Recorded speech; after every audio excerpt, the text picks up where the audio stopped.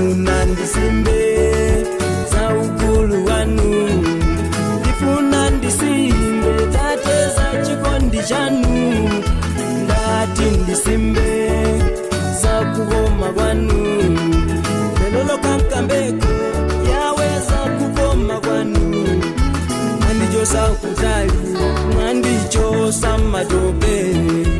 kana kala ndani upanda inu Yesu, ngakala bale yanga saka nata kundifela, koma inu Yesu munandifela pandanda, ndisauza wena uyeza ukulu wanu, ndisauza wena uyeza ukulu wanu, ndisauza wena uyeza kukoma kwanu, ndisauza wena uyeza kukoma kwanu, ikaganizira santanda wanu, ikakumbukira saifa yanu Yesu,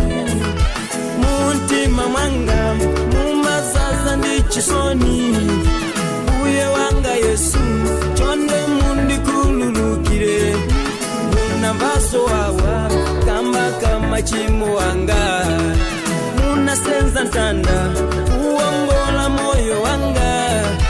pena mazifunsa kuti ndapambana chani, fumu ya mafumu paka kundifera ine, ndisauza wena uyeza ukulu wanu, ndisauza wena uyeza ukulu wanu, ndisauza wena uyeza kukoma kwanu,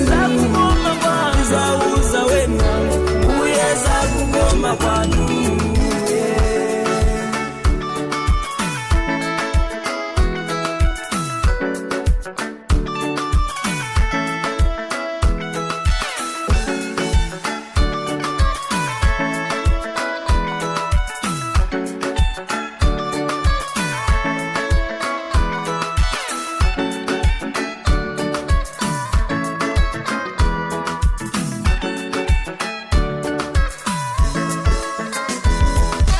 Ndisauza wena